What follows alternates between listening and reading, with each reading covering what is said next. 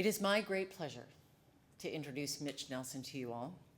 And Mitch, who I've known for a while now, I can only describe Mitch as just being gifted when it comes to aging. Because he was telling me that when he was a child, he was younger. And then as he grew up, he became older. And he is an adult, and today is the oldest he has ever been. And he says that tomorrow he knows he will be older still. I mean, it just comes naturally to him. And his advice to all of us is that if we just work at it a little bit every day, we can get older too. And so, Mitch, it's like if I only had the time, But without wasting another minute of our precious lives, may we welcome to the stage with thunderous applause, Mitch Nelson.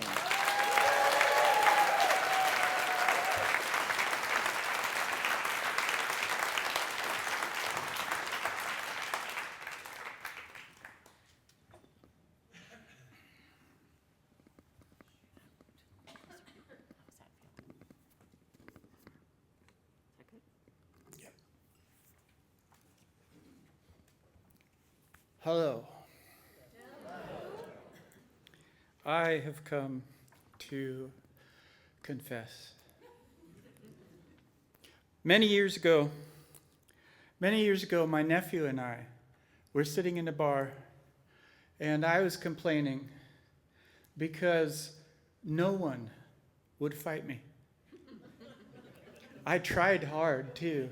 I went up to the meanest guy in the bar, and I literally poured my beer right down his front. And he looked at his front, and he looked at me, and he looked at his front, and he looked at me, and he said, "Oh, dude, you spilled your beer. Let me buy you another one." I said, "No, I'm trying to get into a fight." Well, my nephew had heard that before, and this day I was still whining about that. And also, I had dropped the remote or something. Something happened, and I couldn't reach it. And every time I tried to reach it, it was just beyond where I could get my little tiny arms down there. And I was just having a horrible time. I was inconsolable the whole night, just complaining about every little thing. Have you ever tried to scratch your head when you couldn't reach the back? I had a whole list for Jonathan. It was terrible. Well, not being able to console me, he finally ended the evening with this really sweet thought. He said, "Uncle, if I could, I would trade arms with you." And I thought, oh, what a sweet boy. What a sweet young man. Well, the next morning, because we had drank so much, that's all I remembered of the whole evening. But I thought to myself, I wonder if that's a thing. And I looked it up, and there's a thing. It's called vascular allotransplantation. And not only did I find out that it's an existing medical technology, I came across a video of one of the very first soldiers from the Afghanistan war who was the recipient of arms that were donated.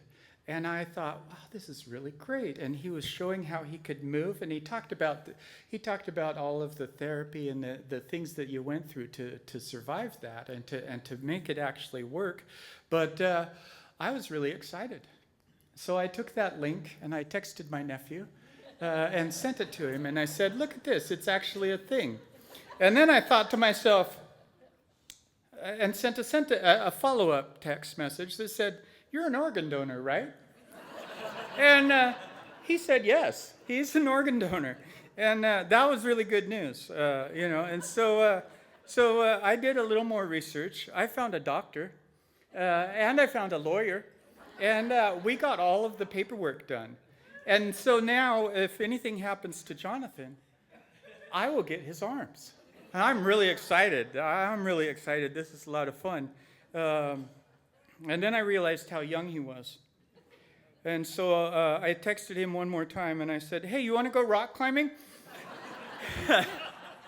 And he said, of course, because I have gotten him into one. He's at that age, you know. If you do anything challenging, the kids nowadays, you're just like, oh, okay, you don't want to, you can't do it. So it was easy to convince him anyway. But yeah, it was a lot of fun.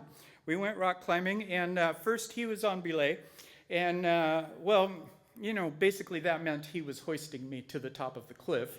But it was fun. It was fun, and he came down and he drank the drink that I prepared for him, and then it was my turn to be on belay, and up he went. He was actually a really good climber until the drink that I prepared for him kicked in. And then all of a sudden he was losing grip and he was coming down fast. And I did my best. I tried my best to stop that rope from falling. And it was terrible. All I could do is slow it down just enough so that he landed safely on his back and protected those beautiful arms of his. Boom! There he was. All right. Well, I had been prepared. The paperwork was in the glove box. All I had to do was get Jonathan into the trunk. Now, I forgot that the cliff, you know how they get sometimes when you try to go rock climbing. I was a half mile away. So I tried to climb. I tried to pull and drag, and finally a police officer came up, and I honestly said at first, oh, good, here's help. Well, no, he was not into this. He was wondering why I was dragging my dead nephew's body. And he said, put your arms up. And I was like, I can't. I really can't. And he said, all right, put your hands behind your back. And I was like, that doesn't work either.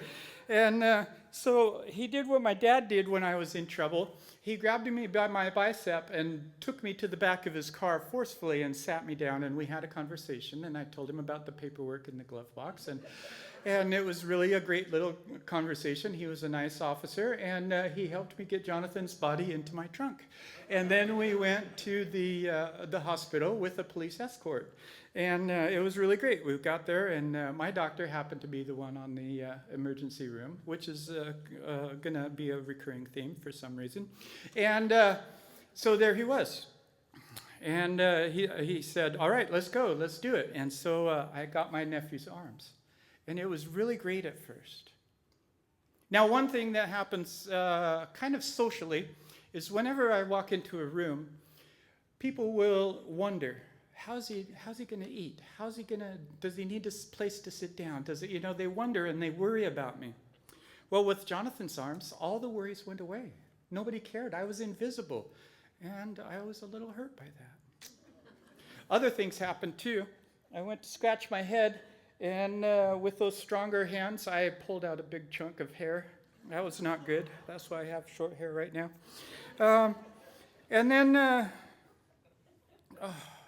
the worst happened, though. Normally when I wave, it's just a wave, right? And then when I'm angry and I want to flip someone off, it's this. And so people just cut me off and think they cut off the friendliest person in the world. I